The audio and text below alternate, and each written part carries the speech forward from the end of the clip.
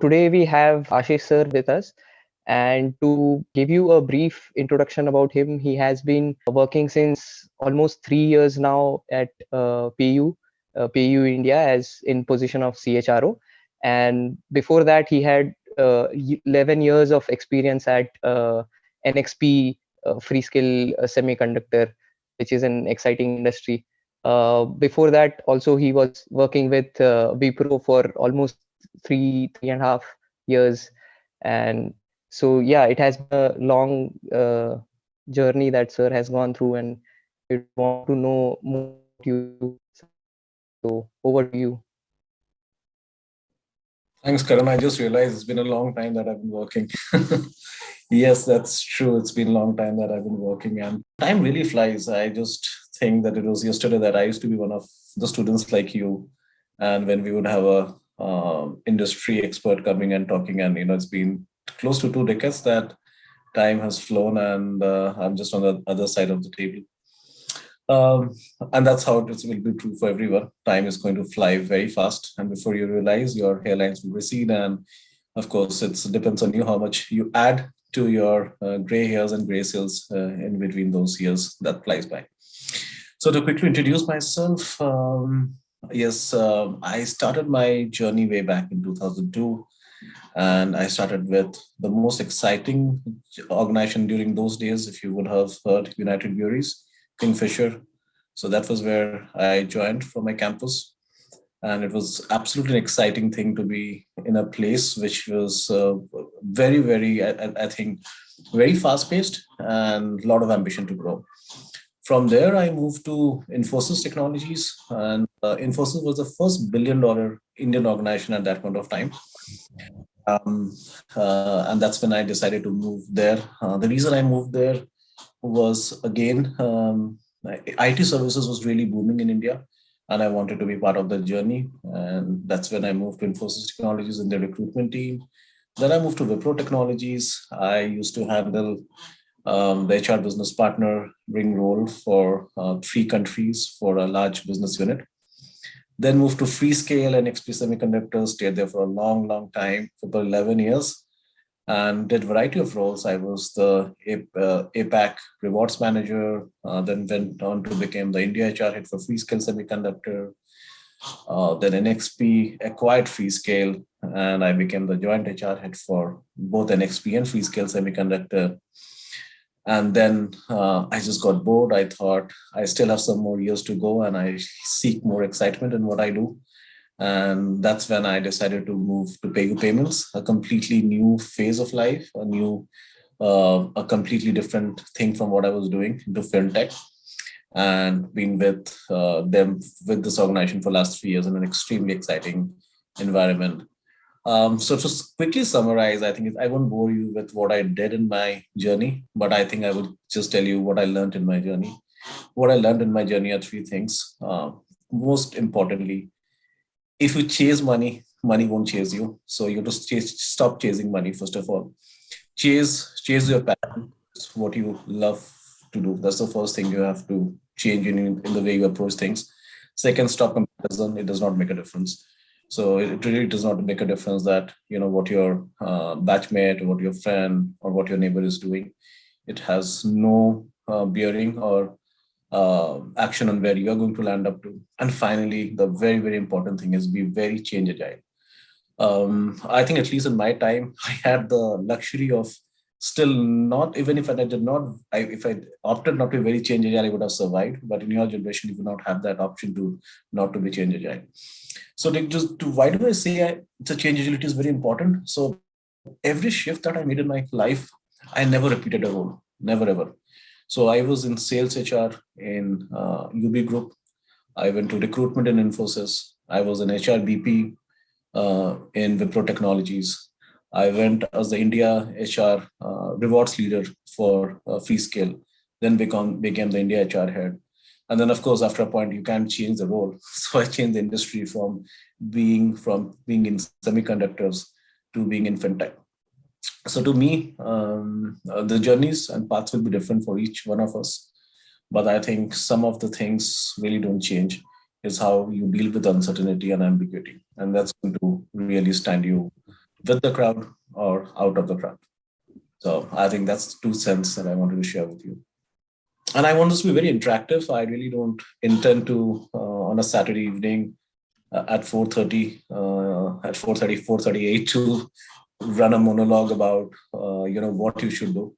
I just wanted this to be interactive. Ask me questions. Happy to answer that, because I'm a very firm believer that you only learn or you take back only those things when you really are interested and you ask those things. Otherwise, there are books, there are journals, there are audiobooks, and so many other streams to hear, but we still don't hear them. And even if we hear, we don't listen to them. Because there's a difference between listening and just hearing. So I want this to be engaging session. So please feel free to ask questions. I'll be happy to answer them. That shall be more engaging, and that shall be more use of your time and my time. And Very I'm well. called Uh, Ashish, so I'm very of the Sir culture. So please feel free to address me by my first name, Ashish. I prefer to be called Ashish any day and any time. okay, Ashish. So before we open up the question answer for everyone, uh, ground rules are please try to raise your hand before asking questions so that everyone gets a chance. Yeah, that's the only thing that we are considering for now. Uh, so I would want to ask first question. With the onset of COVID, how have you seen roles in fintech change, and how is the hiring process also changing with it? Can you please share some light on that? Absolutely, good question, Karan. I think before I take that question, Karan, the way I would answer this is, if you really see yourself and step back 2 years back, I think your course is for 2 years or 1 year, I'm not really sure. But I mean, when you would have joined the course, you would have thought that you will all meet face to face, you will go to your campus, but everything changed. So COVID has been that disruptive. Now, when something is that disruptive in life, it changes everything. It changes how you think, how you behave, and how you react. And that's exactly, and when that happens, business automatically changes. So what has changed from COVID till now, right in the last 2 years? I think first, every industry or every sector, what's its name, wants to have a presence online. So everyone wants to have an online shop. Everybody, whether it's education, whether it is health, whether it is fitness, whether it is Zumba, everybody. Online is the space to be in. Now, once if you're monetizing everything online, that means you're selling your goods, your physical stores slowly cease to exist. Your experiences, every experience is online. Now, once your every experience is online, and that means your spend is going to be online, and that's what fintech does. So why does fintech exist? Fintech is the conduit between finance and technology by enabling a seamless way or experience of driving any digital payments. That's exactly why fintech has been. So another question I'll ask you: how many modes of payments do you use nowadays? And if you look at 2 years back, I mean, you can just chat on the chat button. You can write how many modes of payments you used 3 years back, and how many modes of payments do you use now? So UPI everywhere. UPI did not exist, I think, 3 years back. Even if it existed, it was hardly there. That's the change. So when that is the kind of, and today the UPI actually dominates, if I'm not wrong, 10 to 12% of the overall transaction that is happening. Your debit card spend is actually moving to UPI. So what does this mean from a talent perspective? Uh, what it means from a talent perspective is, and where the future talent shall be required is, again, guys, 2 or 3 things will become very, very important. One, do you really act as, what kind of ownership do you display? I'll go on very softer skills because I don't want to talk about technology skills in this session. Do you really act like an owner? When you get a problem, do you say it's his problem, it's her problem, or you do go solve the problem? Why being act an owner is important? In this disruptive world, the people who will stand apart, are the people who will go ahead, take a problem and solve it. And who will not come with an excuse that, hey, this problem is there, but I've done my bit, somebody else should do their bit, and so on and so forth. Second, we are moving to a world which is more and more globalized and more democratized. What does that mean? And in an extremely social media heavy world, It means you have to influence without authority. Everybody can influence if you have the power. If you are, you're sitting in the position which has power, you can influence. But when you don't have the position of power, how are you going to influence? That is going to become another very, very important caveat for any recruiter or anybody who would look to scout a talent. So you are all parts of different. I think you would be part of different of your communities, teams, and all in your colleges. Many of you are all peers in that, right? Now, how have you gone ahead and actually influenced other people who are in position of power? How do you drive a difference to what you're doing? Those are the things that will really create a difference between, and what is that the talent that the organizations are looking for. So COVID has fundamentally really changed from the kind of people that we look for. It's also we will continue to work in a hybrid environment. Most of us, if you're in a digital world, it means that perhaps the employer and employer may not actually see face to face. Your manager may see you once in 6 months. That means a next level of ownership. You have to really go and get things done. You have to create relationship with your peers whom you never meet and create very strong connect with them, understand the organization, start delivering. So those are the kind of skills which shall be required in the next, at least in the next few years, is how I would put that. Taking a next question, what nowadays, like as we discussed, COVID has changed the way we are interacting with people, and more and more we are interacting through our screens, and our interviews as well take on these screens. So how do we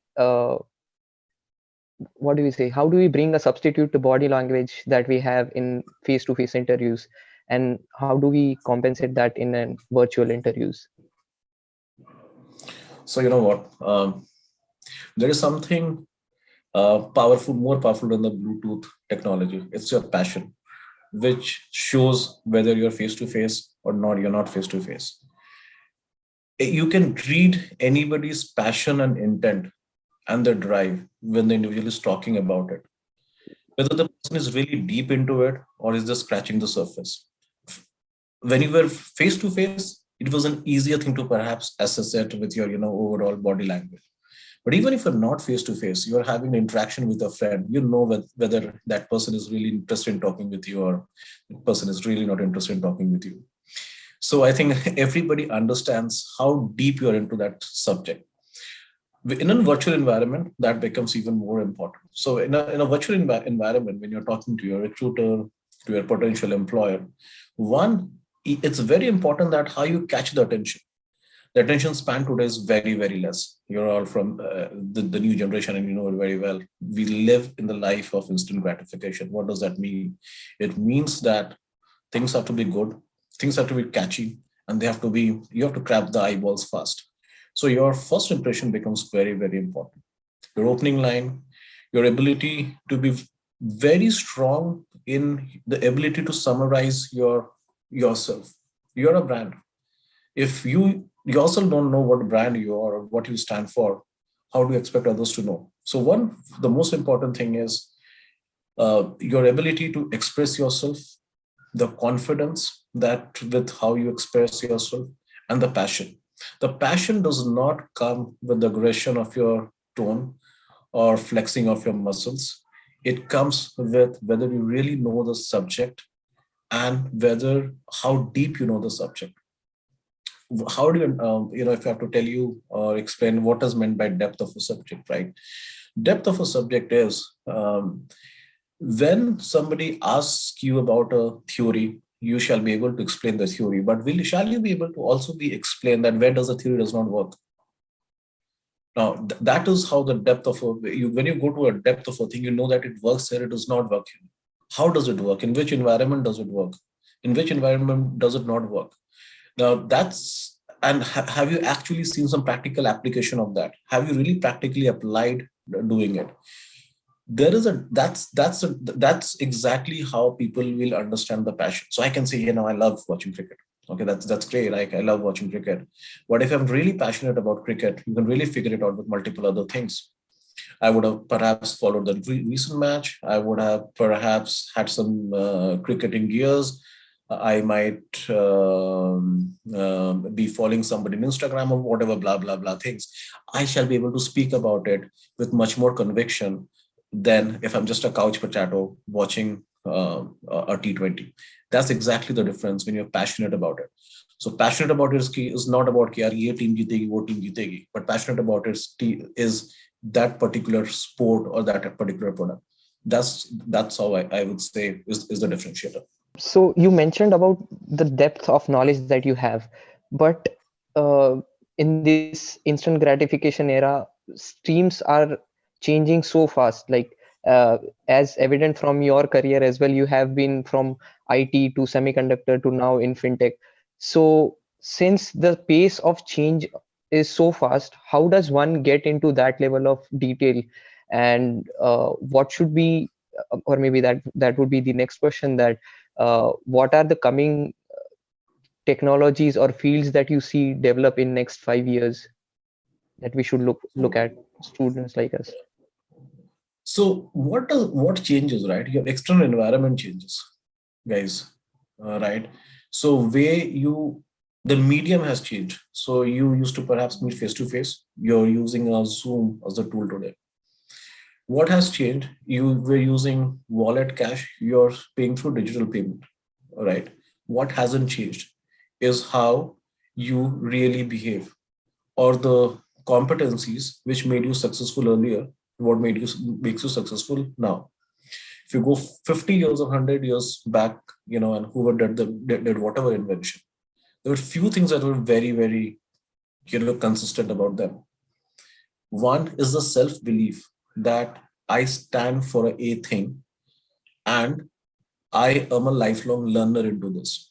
That does not change. Take any innovator, whether it is Steve Jobs or you take Ambani or you take any actor, actresses, whomsoever, right? That freaking thing does not change. If I'm a health fitness freak, then I believe that I'm a health fitness freak, and I would project that. So what does not change is your passion. So your passion about a subject does not change. The medium may change. So now the roles in the new environment are changing. So are not changing. It's pretty much, more or less same thing, but packaged a different way. What things are really important, the new age roles that are coming up? I think a product manager role, very, very important, because, and I think we have a lot of shortage in that role at a country level. Very important because we need more product managers who really understand the consumer and is able to bridge the gap between what the consumer wants and what the engineering or technology team can deliver. That's a new role which is very, very important. Another important role comes up as a program manager. You will see more and more projects getting delivered and the pressure of delivering projects being very, very high. So you would need somebody who's going to tie in all those projects and deliver. That's going to be another important thing. The other important thing is in this entire ecosystem of a digital world, hacking will also happen, right? No longer people will come and break your doors and open. Robbers are not going to come and break your doors. They're going to break your laptop in. So how the cyber assurance, cyber security becomes a very, very important role in this new age world. Other important role becomes a digital marketer. That how do you digitally market a product, sell the product, create a digital footprint of what the product becomes another new and very important role. Similarly, from a technology perspective, technology will always evolve and keep on evolving. If I currently look at the top 3, 4 technologies, Python is the number one technology, followed by Java, C, C++, and so on and so forth. And that will keep on changing and evolving. New technologies on the block, like the blockchain, will become very, very important.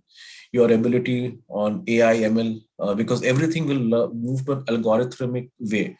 Everything will move to a predictive way. How Ashish behaves at 2 in the afternoon on a Saturday, or how my shopping consumer, how my behavior is when I walk to my favorite restaurant or a shopping mall, which store do I go, shall all become extremely predictable through algorithms. So that's going to become a really, really important skill to have.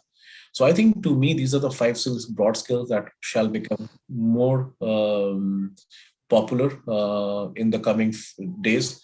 But again, guys, I think what does not change is basically your what you're made of, right? You will still remain humans. You will still be individuals of blood, flesh, and bones. That's not gonna change, and a heart and a soul. So that's not gonna change ever.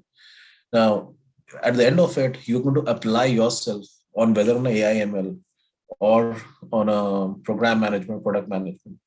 Those are tools. Today, those are some. Tomorrow, it will be something else.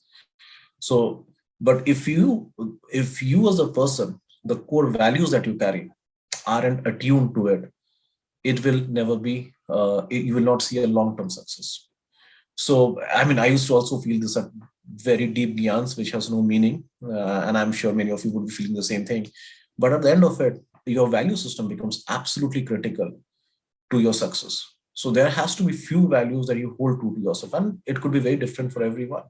It could be patience, but anything that you feel that you need to have to be yourself, and come what may, you have to live to it. There is no compromise on those values. So any role model that you look at, if you follow, they would have followed for sure one or two values, and they would have never compromised on that. And that is the difference between a real winner and the rest. That is a really assuring question. Many of my peers, we are looking at product management and data science, as you say that algorithms are going to be the future. So this is something that we are looking at in Masters Union. One question that has been posted is that uh, what should be looking, what should we consider for if we want to go into HR consultancy field? What is your take on that? What will be the future of this field? HR will really evolve and change from what HR is or was yesterday. Like HR was yesterday, people would think HR is a department which would actually go monitor pay increases, create some policies, programs, drive fun events, and that's what HR people thought. That's absolutely not what HR is. HR is not a fun engagement management department. HR is a transformation department. Why is it a transformation department? Because who is at the core of any transformation is people. The people is at the core of any transformation.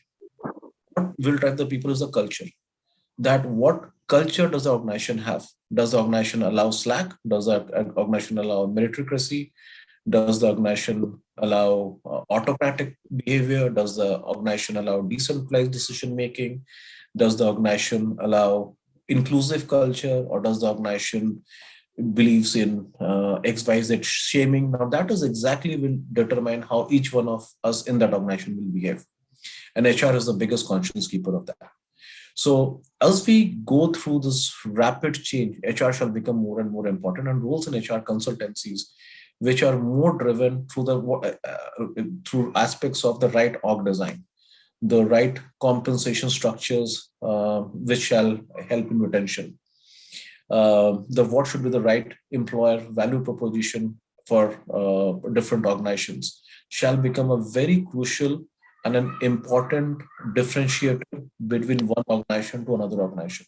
So the roles in HR consultancies in these kind of streams shall see a lot of increase and shall be very self-fulfilling too.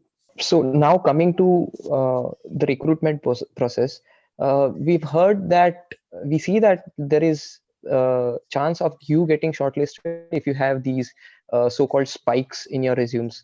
So as a HR, what do you see in a resume, and how does one go about bringing those spikes in his or her resume? You can only bring spikes if you have spikes. If I don't have hair, I can create spikes, right? And if you create artificial spikes, it looks funny. So don't create artificial spikes. It shall look funny. It does get discovered, right? If you have a heart interview, the artificial wig will flow off. So don't create artificial spikes in your resume. Create real spikes if you have spikes. If you don't have spikes, that's okay. Many of us might not have spikes. So first thing is be yourself, be genuine. Next, very important thing is resume is one part of it. And resume needs to be very, very sharp. Your initial one, it should be a very strong one-page summary of what you are, what will you bring to the table, and what change can you do. It cannot be statements that I believe myself to be ABC things. What have you done to show that your belief, your truth are aligned? So your resume must be very sharp. Focus on what you have delivered till now, how you have done. Where have you gone beyond your areas of comfort? Have you ever gone beyond your area of comfort and done something very different? Have you been resilient? Have you taken failures and come back with success? What is your personal story like? So create those around, make a very strong, and that's a strong resume. And that resume is one part of it. Second is when you go to an interview, the resume shall be questioned. So you have to actually be able to stand up to the resume. And that's what I meant by don't create artificial spikes. It makes nothing. Have the right spikes and don't copy other spikes. So what spike works for me will not work for you. So be very clear of what spikes you're creating, what role you want to do. So if I ask you why you want to do a product manager role, who is a successful product manager? Tell me two great product managers that you know of. What difference? And exactly, I will know whether whether your heart is into product management. I really don't need to ask you the basics of product management. Basics of product management are available in the book. What is not available is the application. What will differentiate you is the application, not what is there in the book. Okay, so we have to map those skills that we are looking for and then showcase how we've applied them in our Absolutely. past. How have you applied those in your past? What have you done? I think that is something that we could all work on. Yes, so now I would like to open the floor for questions. Guys, if you have questions, please raise your hand once again, and we'll give opportunities. So first I see on my screen is Ronak. So please go ahead. Hello, Ashish. Thank you so much for your insights. I just had one question. How much do certifications matter on a CV compared to mentioning skills that an individual would have learned along his career? Certifications need to be closely tuned to what you're doing. So anything that matters on your CV has to be very closely matched to the job requirement that somebody has. Certifications matter, but it depends on which job you are applying and what that certification is. Again, what have that certification that you got or received, how have you applied that certification? So what does it mean? In a very easy language. So if you tell me that, Ashish, my rest of my classmates have just done this degree, I have a certification. So to me, you have an additional armory. And I'll ask you a question that, hey, so how does this additional armory, how has the certification made you different? That would be my first question to you. What that you learned from your certification that you were not aware in your course curriculum. So what I'm trying to say is certification matters. It matters to the job role that you're talking about, but standalone, it does not make any difference. It makes difference when you're able to put the puzzle together. So always look at whether you're able to put the puzzle together or not. Thank you so much, sir. Next, I see Sham on my screen. Sham, go ahead. Thank you, Garan. Hi, Ashish. So moving a little bit aside from resumes, so it's been a culture, like Karan mentioned, that nowadays everything is super fast paced and people are changing industries every few years, right? So do you believe that since we are on this journey of learning, that it's more important to work on your attitude and your way of working than skills, because you will develop skills as you work? Very good question. Both go hand in hand. I'm a very firm believer that you see there are no shortcuts to success. It's a proven fact. Basics of life will not change. There is no shortcuts to success. So if anybody believes that I will change jobs in 2 years, market is right now hot. Of course, you can change jobs in 6 months, and people will hire you. But everything has a shelf life. It does catch up. At the end of it, after you've done 5, 7, 8 years, what will you be asked or known is how much do you know the subject, and how did you apply that the depth of that knowledge in creating difference in your organization? Did you bring any change in your organization, or did you run away before creating any change? So the application getting deep into a skill. So after a point of time, see, the skill or the knowledge is a byproduct, right? So it will be a byproduct. What will really make a difference is the attitude that you have displayed or the skills that you have displayed on applying that knowledge to the changes that you've been able to bring in. Change and the skill have to go hand in hand, the change management. Right. Thank you. Yeah, Raghu, you go next. Thank you, Ashish, for coming and taking a session for us. It's been really insightful. So I have two questions. One is, what do you expect out of a product manager or a technical program manager kind of a role when you're looking for those two kind of people that you mentioned before? Number one, and number two, many of us are working on our own startups here.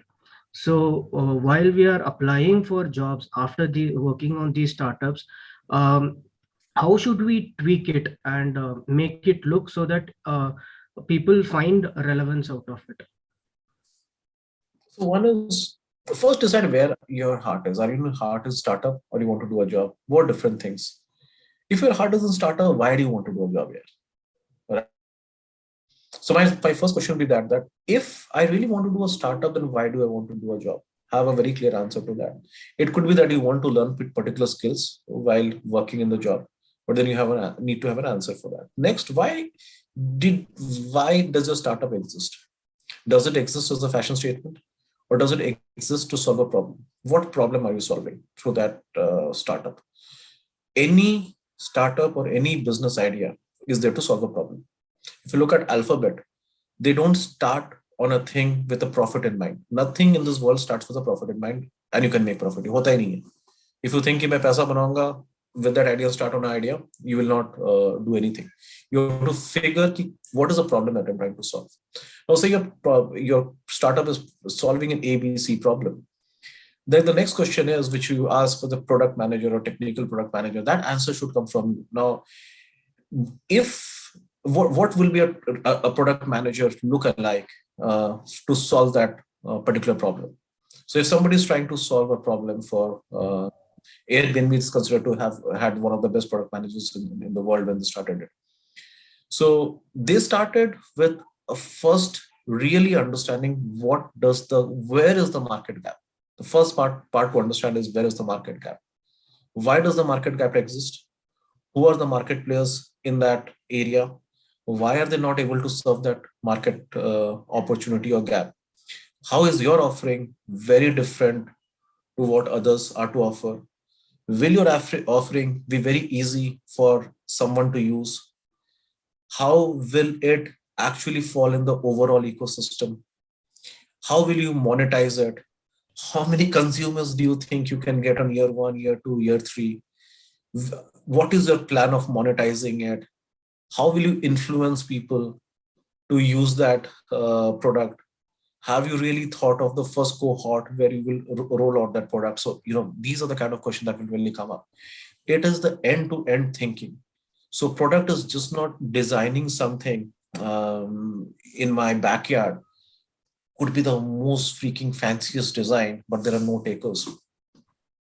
It has to be something which can fit in your wallet and everybody wants to have a piece of it. That's the product you want to design. Now, to design that product, whether it is your UI, UX, or your workflows, everything needs to be very clear.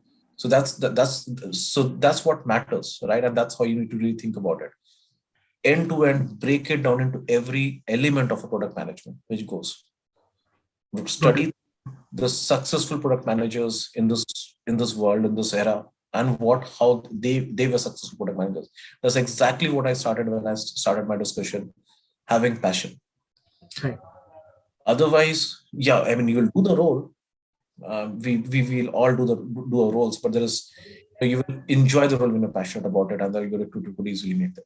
We'll figure that out. Thank you.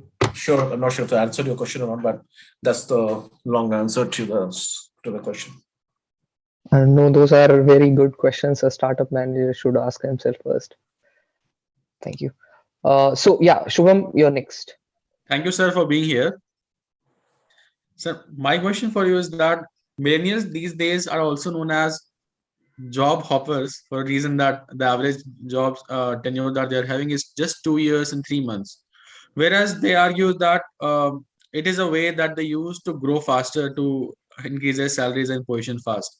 It is not possible while being in the same organization. So, what is your take on this, sir? And what should be strategy for us when we now graduate from a B school and go into the industry? Look, I might sound old-fashioned, but you have to really know, ask yourself, मैं क्यों change कर रहा हूँ? What am I changing for? You have to be convinced why you're changing for. If you're changing only for compensation and doing the same role, I have this thing that I ask myself every year, and I ask myself every year. Money is a very difficult instrument. It never comes for free. But what it means is, till now, you're paying fees, or you're paying to the tuition money you're paying. So you demand from your college, your whatever, you demand. It's going to change once you get paid, because now you are the recipient of the money. Now, what does that mean is, if your money, your salaries keeps on increasing, but your overall value hasn't increased, your role has not enriched, you will hit a flat very fast, because there is no place for incompetence in this world. Nobody will pay you for your incompetence after a point of time. First, second thing is, how many organizations can you run off? 3, 4, 5, 12 years will be done. And there are many profiles on LinkedIn which are done in 12 years. Just go and scan it. People who would have had any CXO level, scan it, would have been people who have just stayed at least 8 or 10 years in an organization. Why do they become the C levels? Because they really ensure that in one organization they have really led to change. They have been resilient. Failures, they would have seen failures and they would have come through it. They would have worked on a relationship and know how to work on a relationship long term and make it work. So while the initial years, people can shift, but don't shift yourself so fast that hit your level of incompetence soon. And money should never be the driver. Of course, it sounds very idealistic, but it at the end of it, you have to really add meat or muscles to yourself. Always remember one thing: when you move from one class to another class, right, there is something new that you learn. That was happening to you till yesterday or till today, which shall not happen from you from tomorrow, because you will demand.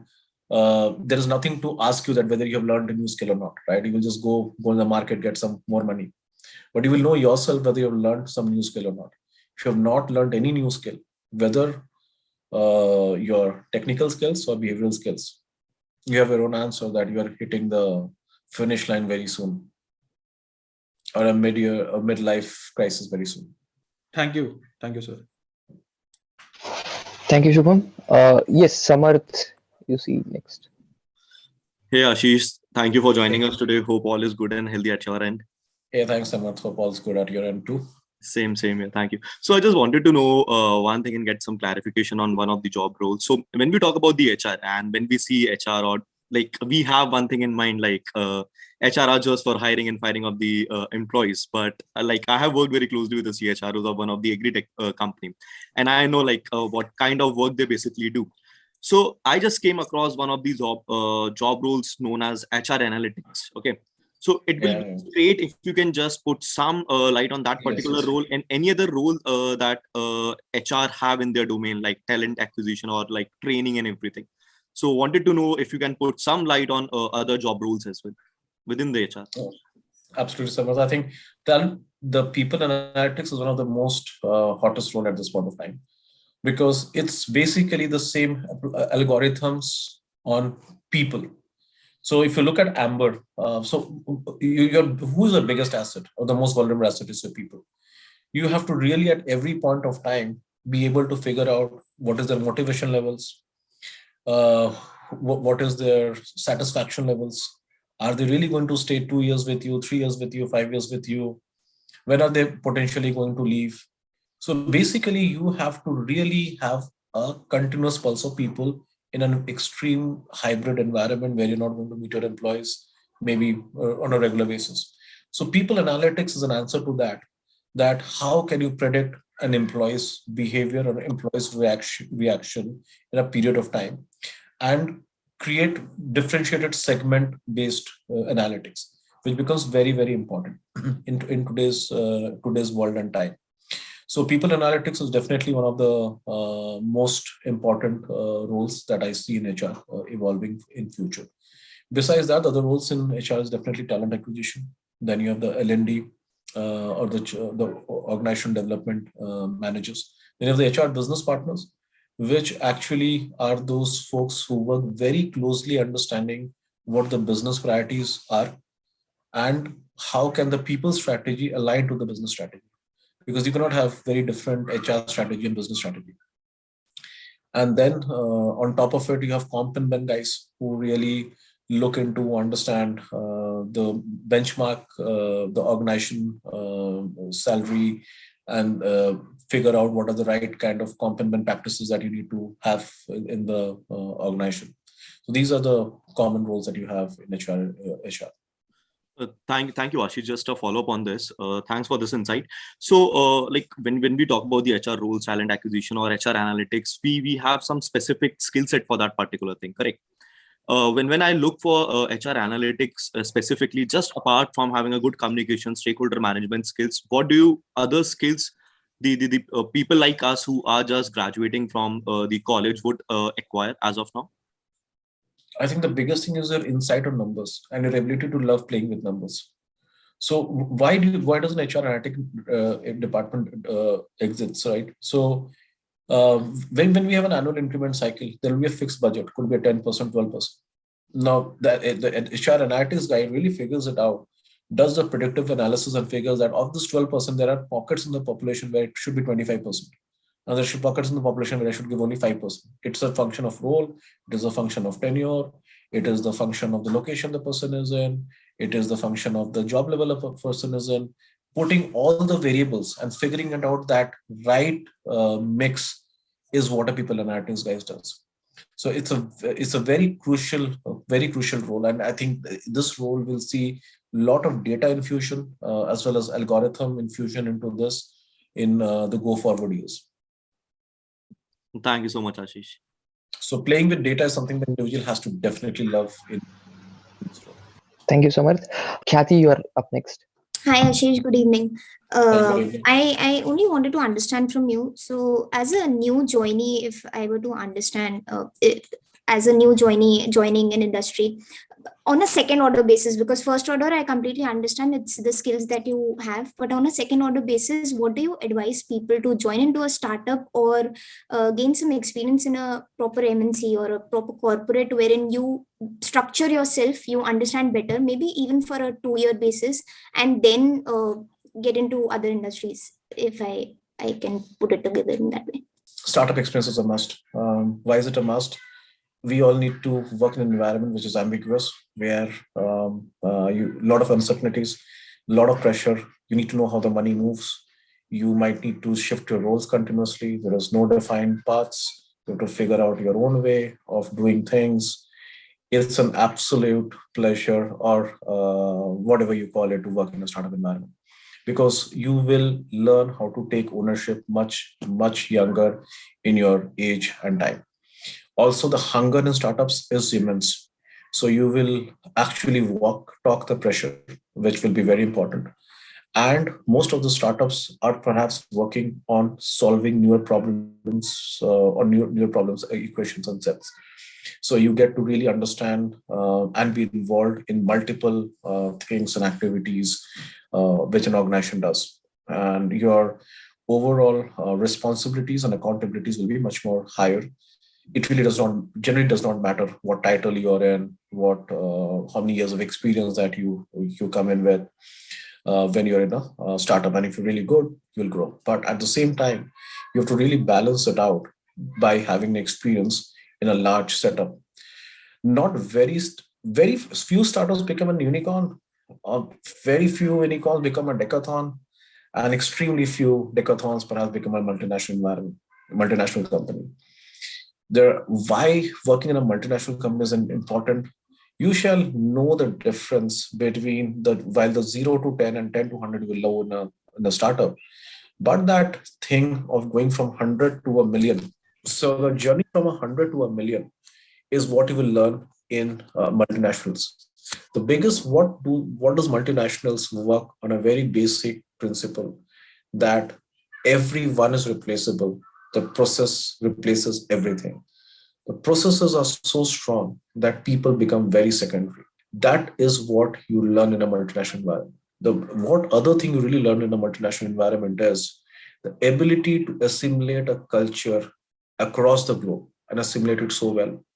Whether they're in China, whether they're in India, whether they're in Hong Kong, whether they're in Pakistan, whichever country they are, that inclusivity that they're able to build in is just amazing. The ability to understand a local market and the ability to create talent pools, really amazing. The ability, the kind of value systems they create and you'll see how important they hold the cultural thread of their organization is a great thing to learn. So one, you start with an idea, but at the end, you have to really make that idea big. And finally, you have to create an institution. Very few organizations really become institution. Institution is something which survives longer than you or I would survive. That's an institution. Most perish before an individual perishes. Most things perish. Those are organizations, or those are called, could be a startup or whatever. They would perish at a point of time. They perish because you work with a particular thing that I'll make X million, I'll make Y million, or I will solve this problem and move on. But that's a great experience to have. But having an experience of building an institution and how institutions survive across generations, across years, across geographies is what you learn in a multinational. So that process awareness, the ability to really see how process defines everything is a great thing in multinational environment. So both are equally important in the journey in the professional journey. Depends whether you want to take a startup first or you want to take a professional environment Yes, first. so that was something that I meant to understand. Do you think there is an order to go by it, or it is There just is no order individual? in life, my friend. So the order is what you choose in your life to be the order you prefer. Otherwise, there is no order. Somebody prefers to start, sometimes what you prefer, what you wish is not the order that the God wishes for you. So trust the journey, but in the journey, you should have both the stops, startup and a large organization. Thank you. Vritika, you want to go ahead? Thanks, Karan. Hi, Ashish. Thank you for joining us here. So I had a question which is much more generalized, but I believe it's important to ask. So right now we are in our MBA where connections are really important. So can you talk more about the art of approaching people on LinkedIn and how important it is? And how do we rightly put our LinkedIn to use as MBA students? Art of connections is not important today, shall remain important ever till you exist, because we are at the end of it, connection matters, and it's a world of connected entities. So that's not never going to change. How are you going to approach? An approach should never be so. When you approach, you have to be very subtle in your approach, right? Anything wherein you're pushing yourself to an introduction is always is not very is not appreciated. So in any when you approach now or later, I think many people just send a connection request. There is no right or wrong way of doing it. Many people just say a couple of lines about that individual, personalizes it. Anything that is personalized in an impersonal world makes a lot of difference. So you have to always see that how can you be different from the other individual? There'll be 10 people approaching whatever ABC. If your personalization is different from others, is where your connection will matter. How will you create a longer connect with the connection is the next thing in the journey. And that's where exactly the same personalization becomes even more important. When you start knowing the person a bit more, understanding common interests, and figure out that what are those common interests that you guys could work together or can mutually benefit from those common interests. So it has to have some level of personalization. But otherwise, Mm. dot personalization has no meanings anyways. I mean, it's just a number on your dashboard. The number on the dashboard is meaningless. So corrections is more than the number on the dashboard. I think the last question we have is from Siddhi. It's building on the conversation that we have had about HR consultant. She's asking that she's a fresher and how should she build on her skills to become a HR consultant? So you can't really start building a skill now for being an HR consultant. What does an HR consultant do? Ask yourself that. HR, what does a consultant do? Consultant identifies a problem and solves the problem. Now, there are multiple sets of problems that a consultant can solve. A consultant can solve a performance management problem, the consultant can solve recruitment problem, the consultant can solve a people analytics problem, the consultant can solve an organization design problem or whatsoever and whatnot. Figure an area which you think you really love out of these 5 areas, go really deep and really understand. So why does performance management first of all exist? What will happen if there's no performance management? Go really deep into that. See what are the latest trends on that particular subject. How the organizations which applied for it saw a change in the output or the productivity by applying those versus who did not apply for it. Look at few models of what are the new models on that particular approach. That is the consultant mindset. A consultant mindset is to look at that problem and look at multiple solutions. You provide those solutions to your consumer. You don't just choose the solution for them. Then you have to see, if somebody asks you to choose a solution, then you have to figure that what have been the probabilities of that solution being successful. So again, understand. So your conversation, right, has to very much talk like a consultant. That this is the problem, this is the problem, these are the possible solutions, these are the probabilities of success, these are the probabilities of failure, this is your ROI, rate of return on doing this, rate of return of not doing this. There's always a rate of return either of doing it or not doing it. So your conversation has to be like a consultant. So first figure out, how does a consultant, what are the 5-6 metrics a consultant talks about? Apply that to what you want to talk about on any particular subject. And that's how you will talk like a consultant, you will feel like a consultant, and you will start behaving like a consultant. I think that answers this question. That wraps it up. Yes, you had something to say? No, I was saying I wish you all the best. Keep safe. And this is the start of the journey, and don't bother about the pit stops. It's part of life. There will be peaks and there are going to be pits, and enjoy both in your journey.